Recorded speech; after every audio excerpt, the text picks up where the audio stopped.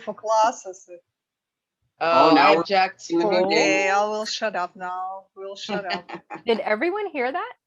Yes. Oh, Yeah. wow. Okay. It wants to make sure that our rights and privacy are preserved. Oh, that's right. I'm not secretly I was only secretly Yes. recording everybody before this. Yes, there's no secret recording. Again, we're all equals. There's nobody better than anybody else. We all get to know we're being recorded. I let's argue be that point honest. with you. Yeah, let's be honest. Oscar's better than everybody else. But, Oh, yeah. Other than Oscar, yeah, we're all equal. yeah, exactly. Other than Oscar, for sure. Oscar's better than everybody else, but the rest of us are equal. I guess. Right. Is that a guinea pig, Blake? Yeah, it was for Brandon from our last Kaizen. It's cute. All right, well, it is almost 1:02, so we are going to get started. Welcome, everyone.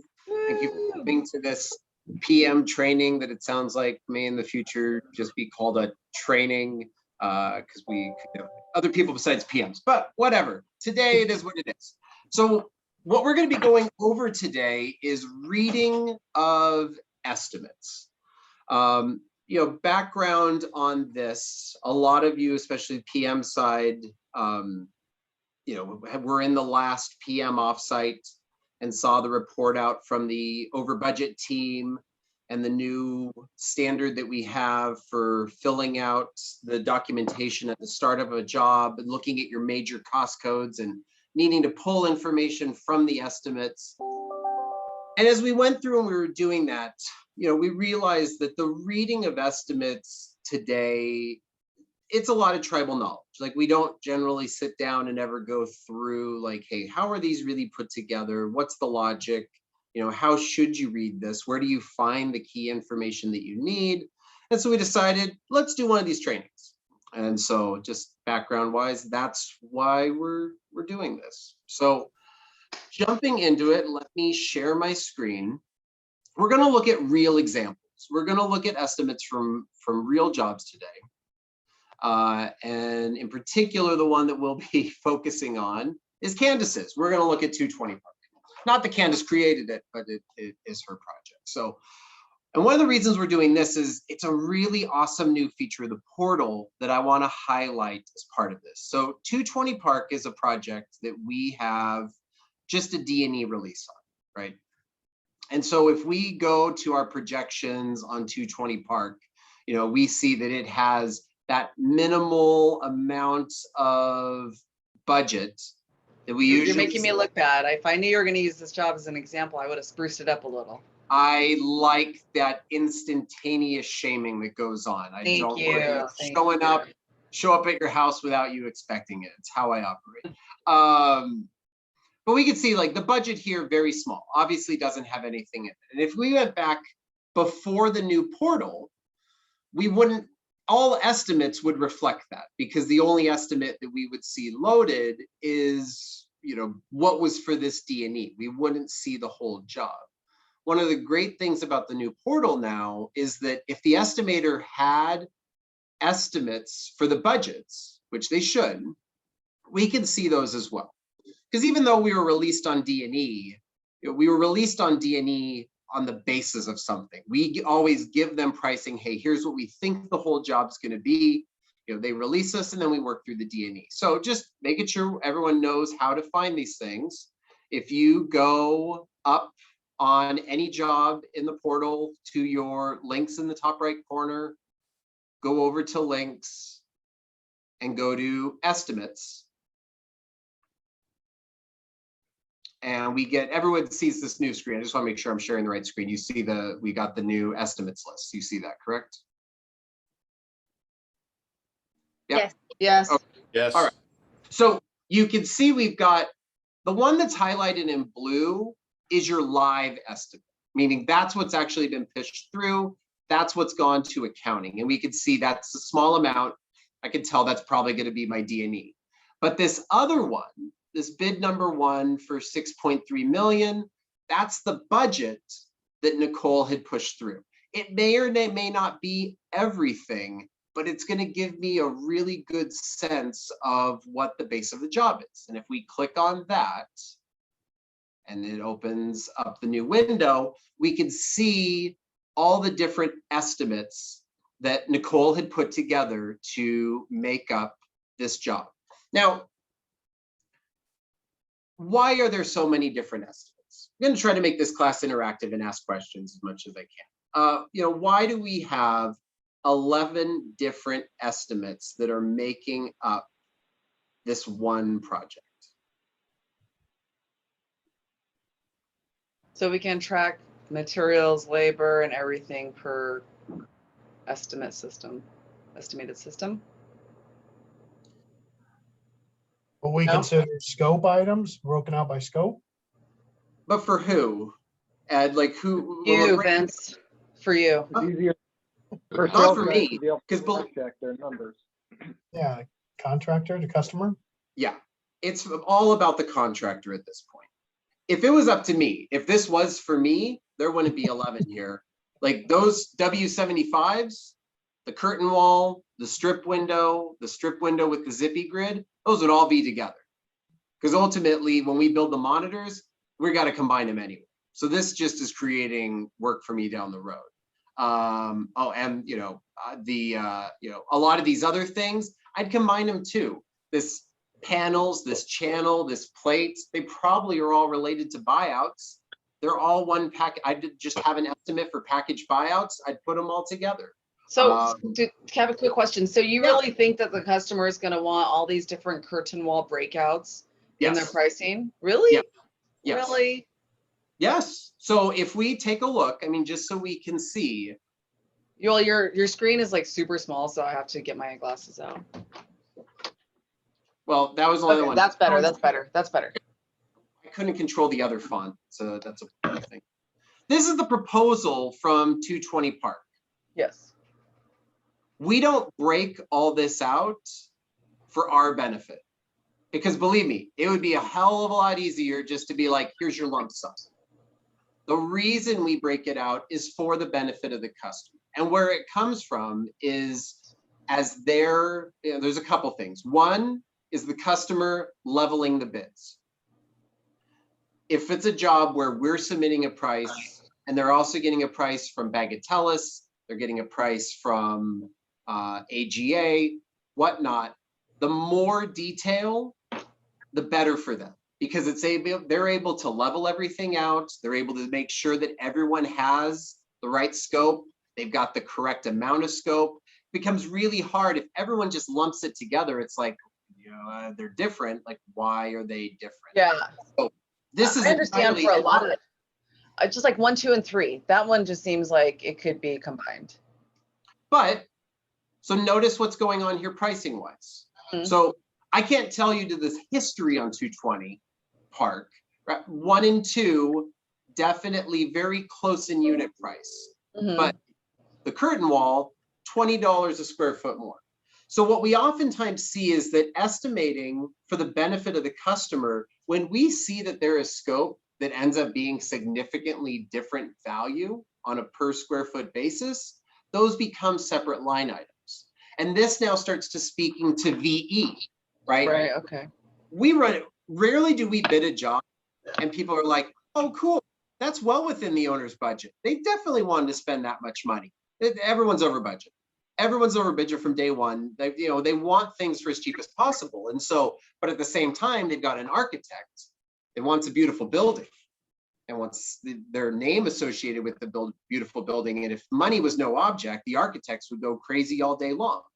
So the owner has this balancing act of figuring out, okay, what is it really worth paying for? Do I want to pay for these embellishments that the architect wants that may very well, do they make more rent? Probably not, right? They need a building, they need it to be a Class A office building. So the owners are looking to balance out and figure out what's the best value. And so a breakout like this helps them really be able to see, where they're really spending money on. What are the items that are really costing more? What's going on? And so to get these different prices, we have to do the different estimates. And so believe me, I don't want 11 different estimates. I would like it all combined. We've actually done, in many cases, a good job of combining them. I feel like we used to have a lot more than what we did today. But it's entirely driven for the benefit of the customer. That's where it's coming from. So just so we understand like what that, why that's going on. So with that said, we're going to look at just one estimate for 220 Park for now, and it's going to be the strip window storefront estimate. And we're going to look at the different tabs and now really talking about the meat of what this class is. How do we actually read estimates? So everything that we have today, our estimates are in Excel. And they're all driven by these different tabs that we have at the bottom of the estimate. The first tab, the one all the way to the left, job information, is where the estimator is putting just basic information about the job. Obviously, job name, who bid it, that's going there. But it's also where we get our labor from. Now, this is an interesting one, and I want to highlight this just so that you guys can see it. So the way that we get labor for an estimate, and I think it'll work even though this estimate is pushed. Like, let's say I was an estimator and I'm starting a job from scratch. I would click, I just need to get it on the right screen. I click get labor and I get a little macro that pops up. And I'm able to select what company I'm doing the work for. And I select what year that work is going to be going. In terms of labor, in terms of shop and field, and I won't actually hit the button, but if I push that button, it'll auto-fill these out. And I'll get the rate, right, per hour of what we are charging in the field and in the shop. Now, these are cost. These don't have profit in it. So these are not like your change order rates, right, where your change order rate, it has everything built into it. These are just our cost. Now today, these rates come from Nick. Nick decides on these rates working with accounting, and there's usually fluff in these. If you looked at, for example, the field, we're saying that, hey, for next year in 2022, the field rate, $115 an hour.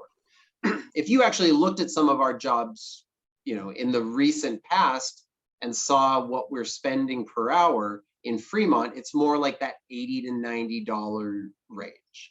These numbers have fluff in them. Now, specifically in 220 Park, if you look at these two, you go, hey, why does the shop cost less than doors? They don't. These two are normally the same rate. The backstory on 220 Park is when we first budgeted this job, the feedback was we were high. And if we couldn't get our number down, they were going to go to someplace else. Estimators are not allowed to change these rates without approval from management. And in this case, Nick was very involved and Nick agreed to cut the shop labor rate down. This would originally have been $61 an hour, and Nick took it down to 53. In essence, there was fat in the number, and we stripped away the fat. So this estimate is a very skin and bones estimate, right? Normally these would be the same rate, and they normally have that fluff factor in them to cover us for things that come up. Questions on the rates? Anything on that? Okay. Down below, you get into your percentages. And generally the estimators aren't going to change them, but this is where your PM D&E rates are established, right? Because project management, shop drawings, takeoffs, outside engineering, those are all items that are not estimated in sense of, hey, how much time do we have? How many hours? It's a percentage of the overall job. Project management today, we figure as 2.5% of whatever the total price of the project is. We do not change these amounts generally, except in special conditions. Perhaps it's a very large job that's extremely repetitious, right? We may, with management approval, this is in the management decision tracker, get approval to cut these rates down. Or it's a really small job and it's a jewel box, there's not a lot, we'll raise these rates up. But in general, these are the rates that we have job to job. And today they total up to be 6%. They used to total 7%, but in one of the recent changes that we made, they did come down to 6%. We have over here your margin, where we're establishing what the profit margin will be on the project. And then we have lost time factor. Who knows what, when we talk about lost time factor, and this is a concept for the field, what is lost time factor? Waiting on the elevator. Waiting on the elevator is a great example of it. What else would be in lost time factor? Getting all your tools out and ready to go. Safety meetings. Well, safety meetings go to safety. The guys literally have a spot on their time card where they would put safety. But it would be waiting on the elevator. It could be Also the taking your tools out. It's the breaks, right? They get paid 15-minute breaks. It's basically, it's any of that time of the day that is spent not working, but still getting paid, right? And so even going to a meeting like safety, we figure that separately. There's hours for safety. What about all the contractor meetings? Is that under supervision? That'd be under supervision, right? So there's time for that. So What about- this is, yep. Walking to and from the parking area for the union guys, they have to. That absolutely could be. That Yep. could be part of it. So Was this is COVID where under we it? look at, I mean, the standard when we start these is usually 7.5 for 8. Is it We 7.5? I always thought it was 7. 7.5 is what the standard is. We often change it down to 7 though. I mean, depending upon what the job is and where it's located. And examples you bring up like parking, right? If you had a job where the parking is further away, it's downtown San Francisco, they've got to find their own parking, they've got to walk from a long ways away, and we have to pay them for that. I would want to take this number and possibly adjust it down. Maybe it needs to go to 6.5. If it's natural resources and people are standing around having to wait for an elevator all day, you know, this might, any high-rise building, it might need to go down. You know, it's just looking at, okay, what's the reasonable amount of time that I'm going to expect my typical field crew? And this is really my typical field crew, not my superintendent, but just my normal journeyman glazer. How many hours a day is it reasonable to expect that they're actually going to work? And how many hours are they going to spend standing around, if you will, right? You know, waiting on elevators, walking from parking lots, not actually working. Can I have a question, Vince? Yes. What about the time if you are like waiting for the floor to be poured and you're waiting to get your process started in the field when like you're waiting somebody else to finish something? Well, hopefully you're not waiting on site. You know, so ideally, this is really scheduling the job and where we want to avoid coming out to the job site until they have work for us. And for the PMs, that's a conversation that often happens because we'll get GCs that go, hey, come on out. I've got this opening ready for you. It's like, you've got one opening ready for us. We did not figure coming out for one opening and leaving. We figured coming out and working, right, continuously. So that waiting on the building, ideally, we're not on site. And as long as we're not on site, we're not paying the guys on this job. You know what I mean? So it's really, this is that waiting time when the guys are there and we're paying them a paycheck for that job, right? Would that include like orientation? Or does that fall under something else? No, so if there is a mandatory orientation, I mean, if we just kind of skip down here to general tasks within field, let me make this a little bigger.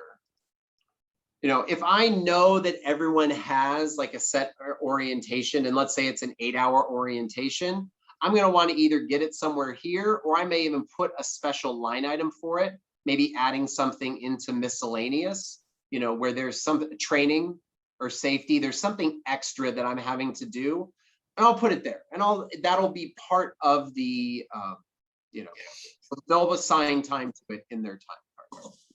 So we're really talking about that waiting on the job site, and we want to account for that. So that's something that the estimators have to look for when they're bidding a job. Is there special requirements like that? Or is this more of a typical job where, yeah, there's a normal safety orientation and that's covered in the hours that we have. So the next sheet up is the green sheets. Now the estimators do not enter anything here, literally nothing. Every bit of information that is on the green sheet tab comes from other places, right? This is just a summary of what we have in the job in dollars and hours, right? It gives me very little detail, but it breaks up the job in dollars and hours. So the format of it is the same. And this comes from just being able to give this information when we have a master green sheet, give this information to accounting. It lists out all of my cost codes, right? All material cost codes that we have. And if I have money in that cost code for this estimate, then it shows how much money is in there. The total amount. This would include any sales tax. This is the spot where sales tax get added. So, you know, when I'm looking here at glass, $202,000, that doesn't mean that I can buy $202,000 worth of glass. I can buy $202,000 worth of glass, including the sales tax that would be on that, if tax is applicable. You've got all of your hours over here, right? So here's all your shop categories, and I've got my total hours and how many hours are in the shop. Again, we're just looking at this one estimate on 220 Park for the strip window. So the strip window has 4,000 hours in the shop.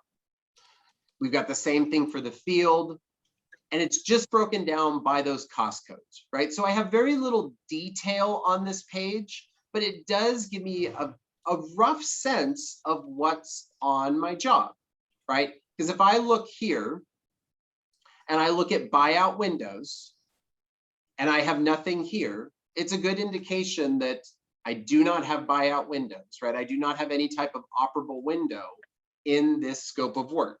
I don't have anything in mirrors, right? I can see where, but I have embeds, right? It gives me just that really rough 50,000 foot sense of what types of things do I have in my job. No package buyouts associated with this scope, you know, really, really high level sense. It gives me that actual, based on those percentages that we saw on job info, how much my engineering, takeoff, project management, and drafting is for this scope, any of the subcontracts that I have. It takes that shop labor hours, applies that labor rate that we had, and gets what that overall total cost would be. Same thing in the field. I'm able to see what my total cost would be, you know, and in the bottom, then the bottom right, it ends up summing all that up. So I end up finding out, you know, total value, 1.7 million is what this system is worth, what that price per square foot is of that system, and the margin, how much of that sell price, so of that 120, $28 of it is profit, right? How much we actually expect to make if everything goes according to plan. Over here on the bottom left corner of this sheet gives us some information that the estimator, and often I would use, you know, to look and make sure that things make sense, things are copacetic. So this first part, lines 1 through 5, are about the shop. You know, it takes those shop hours and compares them to the information about the job and goes, okay, how many shop hours do I have per unit? That's line item number 2, right? This is a quick spot where I can look and go, okay, so we're figuring that 4,000 hours in the shop, and I've got 309 units for this system. That works out to be 13.35 hours in the shop. Is that enough? Is that too much? I don't know enough about this job, but I can tell just looking at it, it's in the ballpark. Most of our jobs today, if we looked at the estimates, we'd see that the shop hours would be somewhere between 11, and 17. If I saw that this was less than 10, it'd be a huge red flag for me as someone looking at them that like, there's something not right. Something's missing. Something's off. You know, if it was over 17 hours, again, something's not right. Now that could be a mistake, or it could be, it's like, no, it turns out these are super complicated units and they got GFRC in them and BIPV and a whole bunch of stuff. But it gives me that like quick look, right? To go like, does this make sense? Down here, line 9 of number 7, installation per unit.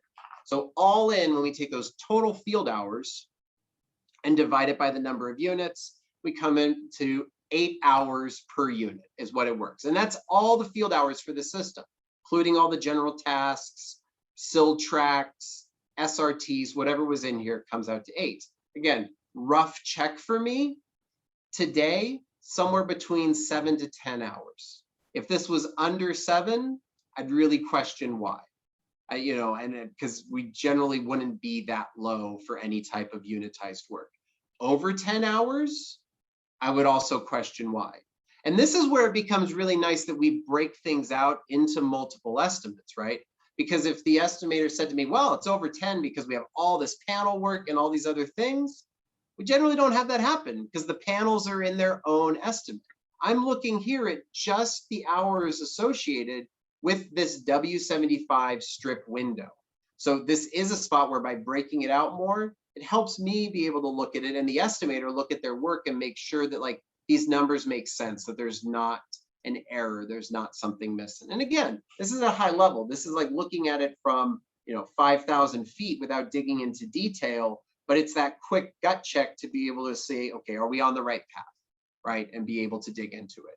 The same thing would go as we look at all of our materials on this tab and looking at our price per square foot.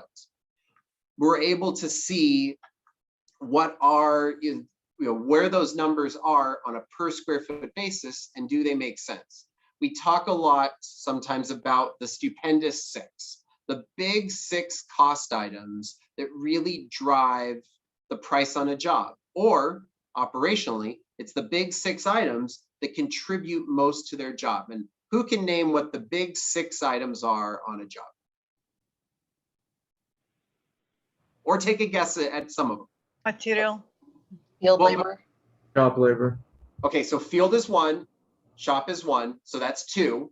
We got 4 more, and they are all within material. Glass. Metal. Glass, Extrusion, metal, Glass, metal, Panels, panels, sealants, panels, not sealant. Maybe gaskets. equipment. equipment. Oh, are- that should have been a whole Yeah. one. Damn, good one, Nate. Our big 6 are glass, metal, panels, equipment, shop labor, and field labor. And let's take a look and see if that bears out on the estimate here for 220 Park. Now, again, we're just looking at W75, so maybe there won't be many panels, but we'll see. So as a factor of that overall price per square foot, remember the whole job, or not whole job, this system, $120 a square foot, right? Of that 120, $13.68 of it is the glass, right?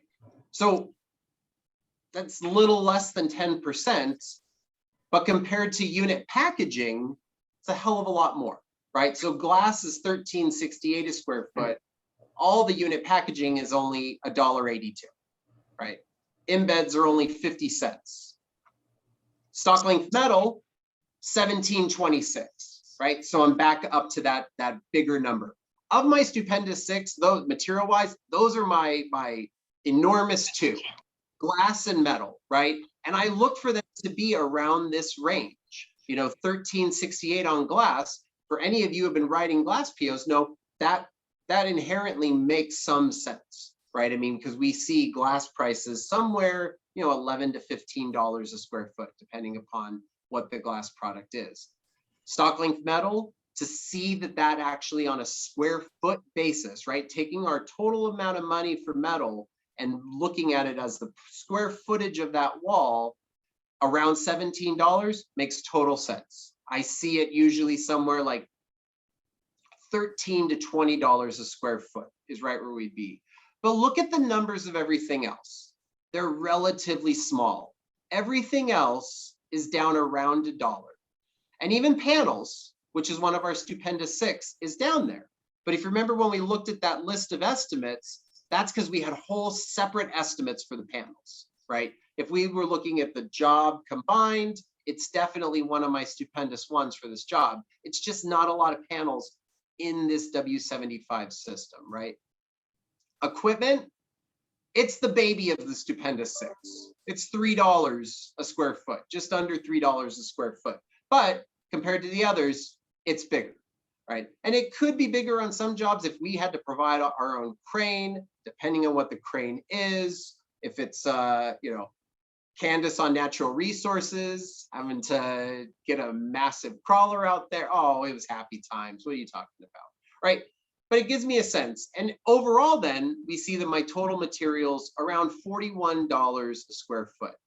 Rough gut check, that's right where I would expect to be, especially on a job that I know is skinny down, right? We see these materials. If this was under 40, it would throw a little red flags for me. I'd really want to look at what was going on, you know. But if it was anywhere in the 40s to 50s, I'd go, yeah, depending on what the materials are and how expensive things are, that makes sense. So 41 on a job that's relatively skinny down, that makes sense. Shop, as a square foot basis, that total shop cost on a square foot basis, $15 a square foot, right where I'd expect it. And again, being one of the stupendous 6 makes total sense, right? It's right up there. It's with glass and metal. Field, $20 a square foot, $19.95. I feel like I'm in an infomercial selling this one at that price, right? Like it's only 3 payments of that. It's that makes total sense as a price per square foot. And we can see like that's our #1 biggest thing, right? That's where the biggest cost is. So if you've ever heard someone say like how important the field is and why we want to make sure that things go well in the field, this is why. They're the single one largest cost on this project. I mean, at least for this scope. And if we looked at most estimates, we'd see this same thing. It's just that important. So in terms of like, you've got a choice between, hey, I can spend some work to make sure the field does well, or I can spend some work making sure that we buy out sealants perfectly. You know, sealants were 82 cents. The field's $19.95, right? Relative importance of things, you can see how much more important that is. Now, obviously you need sealants, but saying it wouldn't make sense to spend time searching out, you know, the best price on sealant, right? It's just not a big contributor. The reality is our single biggest cost, our margin, right? $28 a square foot is what our profit needs, you know, we expect our profit to be. And that's on a 24 margin. That's a cut down margin. Most jobs were, you know, try to be around a 28, so it'd be even higher. That's the reality of where our single greatest cost is when we try to maintain is that margin. So nothing gets entered on this sheet. It's just reporting, but that's the things that we look at and just some key information that you can gather from that. Any questions on this green sheet? What is that right. package buyout thing? So we're going to move on to extrusions. Did you hear Watts' question as a joke? Well, What's yeah, your overhead and profit margin? It's only a we'll talk few about package buyouts in a separate class.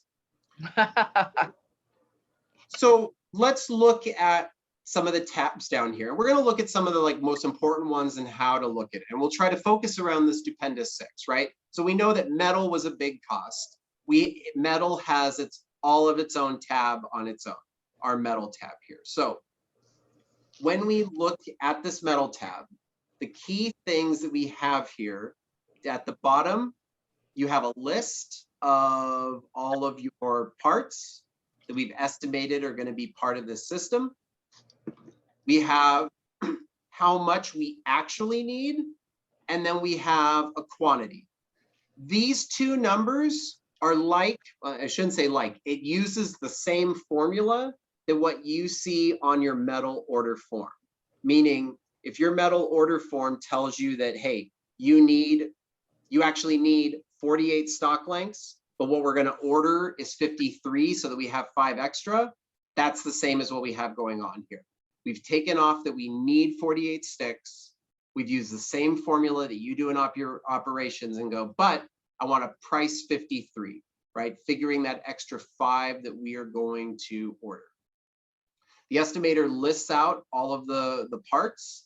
This could be information that they get from the sales model team, or is one that they did a takeoff on their own. There's a button up here that they can click, and it runs a cool macro that, based on those parts, fills out this information, plugs in what the die number is, whether or not the part's a solid or a hollow, and what the perimeter inches are, and what the pounds per foot are.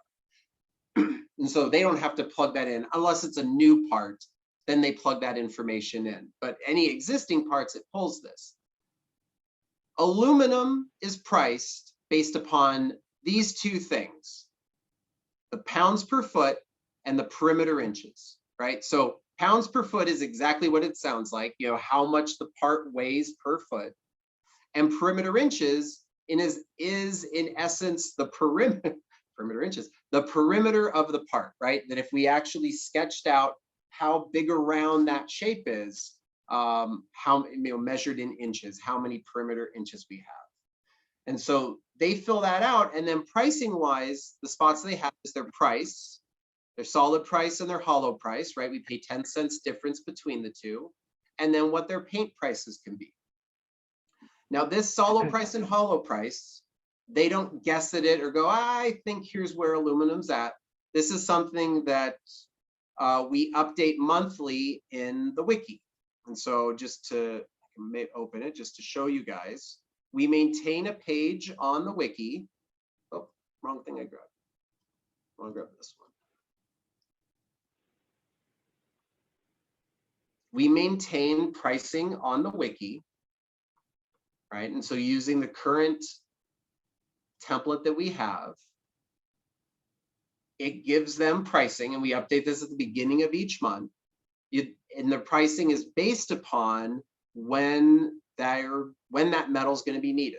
So if they're doing an estimate today and that metal is going to be due in December, today they'd want to carry a price of $260 for solids, $270 for hollows.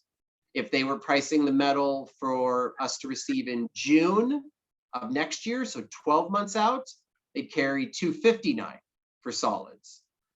If they were pricing it for way out, 18 months out, it's $282, $292. Do any of these prices here mean this is what we legitimately, what the price of aluminum would be at those spots? No.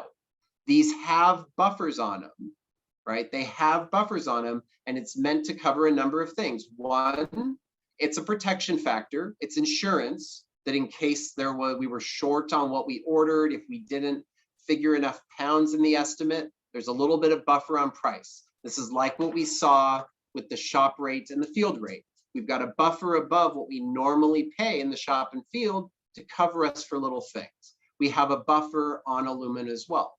But this is also is meant to cover us on volatility. When we submit a proposal on a job, if I submitted a proposal today, that proposal would come with a caveat that it's valid for 45 days, right? I'm saying that if you release this job to me anytime between now and 45 days from now, which is basically first week of August, I promise you the price is going to stay the same. But aluminum could change, right? Our aluminum pricing is good for how long? The day. 6 months. No, the day, right? Oh. If you don't have it booked, when we get the quote from Western and Western gives us a quote, if I don't book that and secure it that day, that price is no longer valid. But right? you're carrying the pricing 6 months out in your little wiki page. So what this is specifically, Probably not. so at the beginning of each month, Heather goes to Western and goes, I want you to do a quote for me for a mock buy, just what a job would be at these due dates. Aluminum, like any commodity, has a different price based upon when in time you need it, right? So the fact that we see this here at 260 for 6 months out, but 259 for a dollar out, or yeah, 259 for a year out, it went down a little. What does that tell us? It tells us that the commodity market for aluminum thinks the price is going to go down in the future, right? It tells us that what we see right now of prices being crazy, the market believes that's going to go down. Not a lot, but it goes down a little. The reason that 18 months is so much higher, part of that is people thinking it might go up. Part of that is we put a bigger buffer on 18 months out because there's just so much more that could happen. And we're just needing to have that buffer. Even if we locked things in, we want to just have that little more protection on it, especially if we were budgeting a job. So this is where the aluminum pricing is coming from. They just go to this page, the estimator goes to this page, and based upon when their job is needed, they're pulling the appropriate pricing. They have charts that they're able to pull for what the paint price should be. And the form just calculates all their pricing. In general, when you look at our estimates, if it's in green, they don't touch it. If it's a white area, that's what they fill out. So this is technically green. I think that's an error. I think that it just got copied over, but this should be white. They fill out these two numbers. They fill out their paint prices. These should be white as well. They list out all their parts. And then over here, they get their totals. It figures out what the total cost of the aluminum is, what the total cost of the finish is, setup charges for any parts that there's not a lot of pounds are, that's automatically calculated. Extruder ship tolerance figures a dollar value of what we expect to get extra. Because you guys know that if you order 50 stock lengths, Western may not ship you 50, they could ship you 50 up to a certain number. So we factor that extra buffer in there for that, and ultimately what that total should be. So that's how the extrusion tab works. Glass Hey, tab. Don't our extruders sometimes calculate perimeter inches differently? So like you could have the same shape and Western's going to figure it one way and Hydro would figure it a different way? We So go worst how do you case for guys- this. We go worst for everything? case. Okay. Yeah. Yeah, up until the point that we have a die drawing. So I will say that. Once we have a die drawing from Western, let's just go with Western as an example.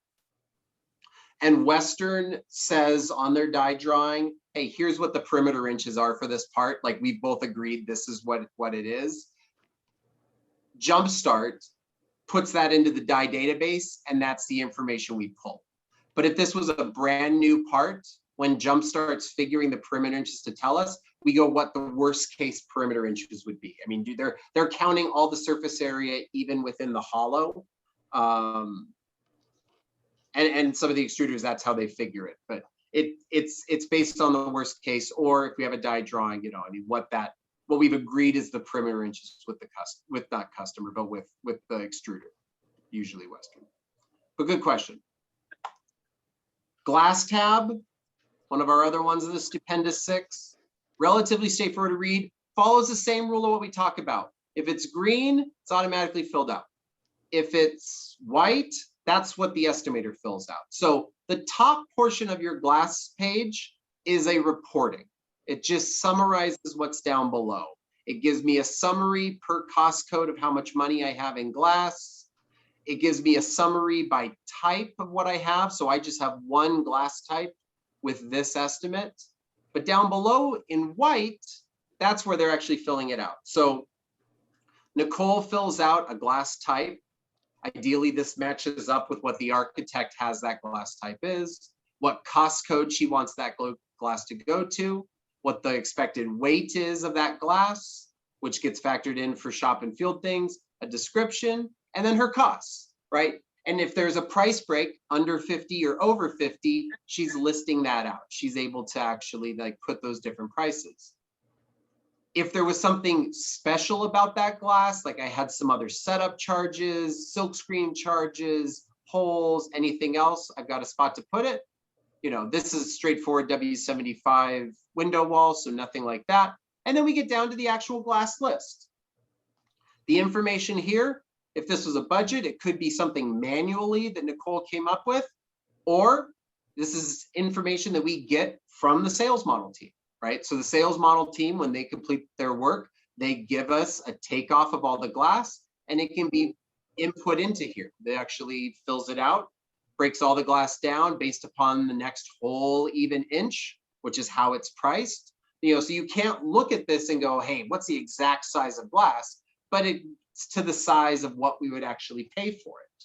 And they're able to see what the average is. We see lights that were under 10 square feet, it rounds it up. And we get what those total areas are. And based upon that list of glass that we expect to have here, then we're able to scroll up and we see what our total costs are. And that's the information that carries over to the green sheet. So things to look for here, like when we talk about filling out that form that we now do at the start of a job, these prices here, do they match the price that we have on the quote from Viracom? They should. Sometimes you find that they don't match. And in general, when they don't match, you'll find that what we have here is more than what was actually on the quote. Why would an estimator put more money here than what they actually had it quoted for? Sightline. What? Sightlines? Sightline charge. Well, sightline charges generally are built into the price, but you're right, it's true. So, but let's negate that. Let's say that even figuring the sightlines, this is more than what we had on the quote. The Packaging? alternatives, the alternates that you have. Packaging, maybe? Jobs far out. We want to make money. I like that one, because at the end of the day, I think that is what it comes down to. Remember how we charge more for labor than what it actually costs us? And we carry more for metal than what it actually costs us? It's just another spot to put fluff. It's another spot for a little contingency. Now, in this case, Nicole ran with exactly what it is. Viracom quoted 1243, she ran with 1243, right? But we'll see estimators that go and add 5%, they add 10%, they add fluff, they add the fact that, you know what? Somewhere in this list, something's going to change. Something's going to be a little different. I'm going to end up with something a little different, and they will add a little fluff to it. It's good, and this is one of the reasons that we're doing those forms now, and you figure it out. It's good to know where your fluff is, right? It's good to know that, hey, my metal was estimated at $2.50, but we booked it at $2.20. It's good to know you've got that 30-cent buffer, not so you can spend it, but you know it's a buffer, right? You know that's not money you should be spending. If Nicole had plugged in $14 here, it'd be good to know, hey, there's a buffer here. Like, I shouldn't be spending that money. Like, that was meant just as something to protect me, right? So it's always something just to look for as you go through the estimates, like, are there spots? If you compare it to quotes, are there spots where we have it? So that's our glass tab, everything that we have going on there. All those other things you guys said are good. They should really go down here. If I'm paying separately for freight, it should be listed here. If I have to pay for boxing, it should be listed here. Even the sight line, yes, it would be in this number, but it should be, I add up Viracons and it would add up to this one. So we're really talking about when we go above and beyond.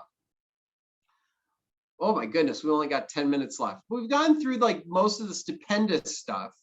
I have a question really quick. I don't know if it's a quick, it just kind of fascinates me how much you're supposed to predict, especially like related to the field. So you need to know exactly what's going on in the field, like exactly what equipment they're using, exactly what's gonna happen, like exactly where's like any like a buffer thing.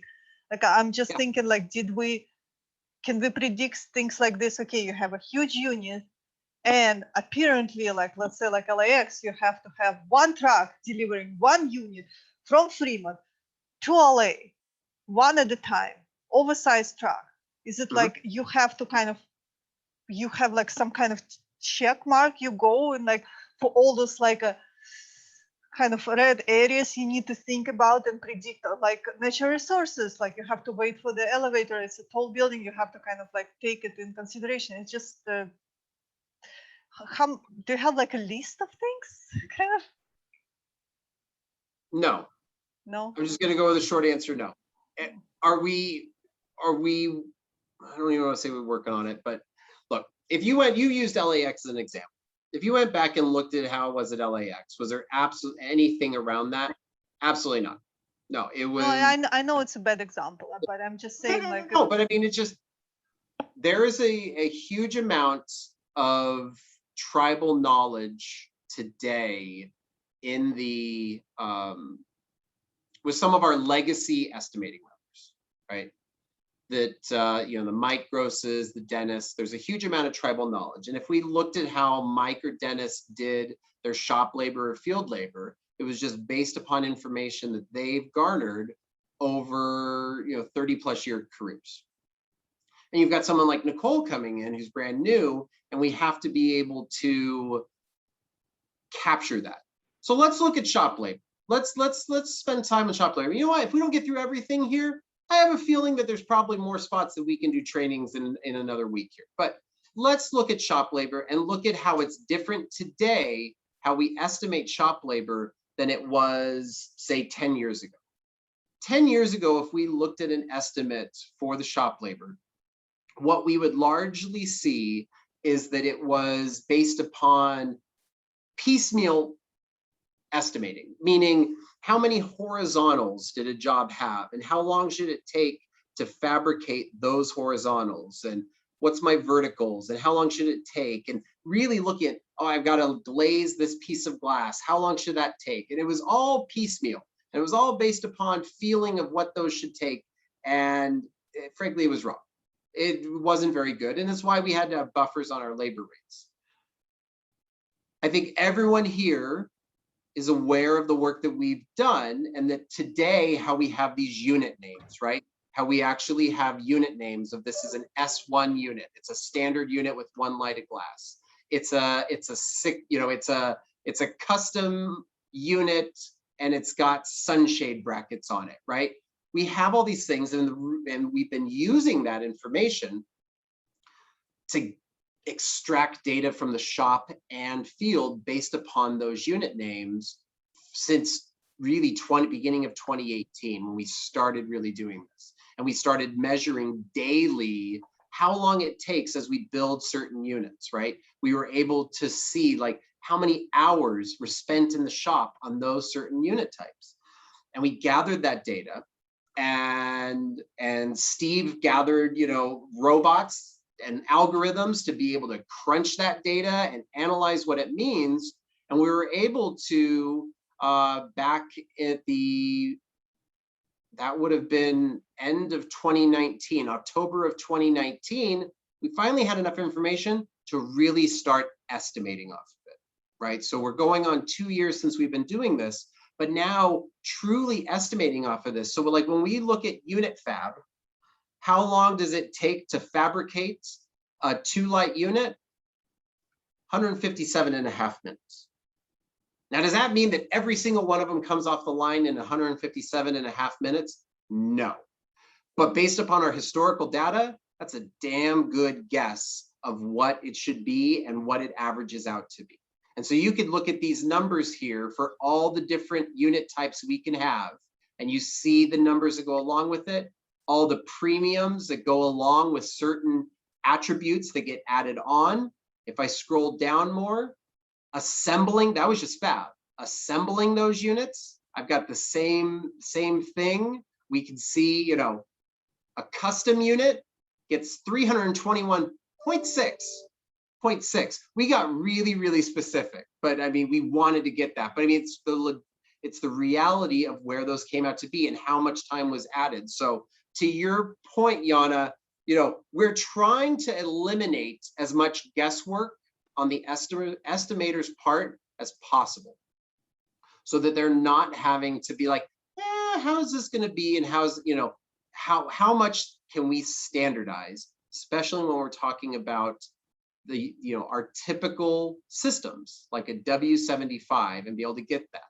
The field, the same thing. If I scroll down and look at actually setting a unit, we can see how long it's supposed to take to set certain types of units, how long it takes to set oversized units, and then all the premiums associated with the different types of unit setting, whether I'm setting it with cups or I've got a forklift set, it's a sloped wall, whatever that is, right? Trying to take that and minimize it so the estimators aren't having to do it. And the beauty is with the sales models now, all this information actually comes from the sales model. The sales model identifies what the unit type is. And so what we're working towards is estimators won't even have to fill this out. Most of this information will come automatically over from the sales model and auto-populate and make it that much more efficient so that the estimators can spend time on all the other things that go along with bidding a job, reading all of the safety manuals, all the information for bidders. You know, Yana, you brought up a great point. It's like, oh, all this stuff that they have to think about, and they got to do it in like 2 weeks. That's all the time they got to figure out a whole job, and what it costs is 2 weeks. And sometimes there can literally be hundreds of pages of documents that they've got to go through and figure out. So the more we can streamline it for them, the better. I'm down to 3 minutes. And I haven't gone through everything, but we hit a lot of the stupendous stuff. I would love to come back, and do another training. So just putting that out there to the people that schedule this type of thing. Like we can keep going. And get Next more. week. Well, we'll see if next week's Somewhere available. like that. The next slot available is September 30th. Seriously? You Yeah. can have my slot, Vince. There he is. I knew that I would was happen. wondering where he's been all day. Yeah. So, but as we wrap up here, is there any questions, any high level questions or anything at all? I mean, that you're thinking or wondering? So many thoughts. I have a lot of questions. I know this was kind of high level, so I guess the question would be, if we did more trainings on this, would you want to dig in and spend an hour really getting into detail on something? Or from your perspective, is this high level going through and looking at these, is this good? And we could just do high level on some of these other tabs here that we didn't really get a chance to dig into. No, I think getting into the detail on the weeds, like on the opening tab and the material tab, would tie into the Kaizen we're working on. Yeah. You know, really understanding all the stuff and what it means and where to find it. I think that would be helpful. Okay. I still would like to do a high level through the rest of the tabs. And then if questions come up, we can zero in on deep dives on a few of them. Okay. I liked all the information. I just am new to all of this, so it was all good, but it's probably still over my head. No, it's a lot of this is tough, and especially for if you're coming, PMs have usually seen this, but for people coming from the field, they don't get into this as much, and certainly like takeoff group and drafting don't look at this, but it's important to know, in my opinion, everyone in the company to have a sense of where the costs really lie, right? Yeah. Where are the things that really I think that everybody in the takeoff needs to see it just like for perspective, kind of like how much we cost here. This is like, and like we don't have much fluff, but Right. get our shit like fast.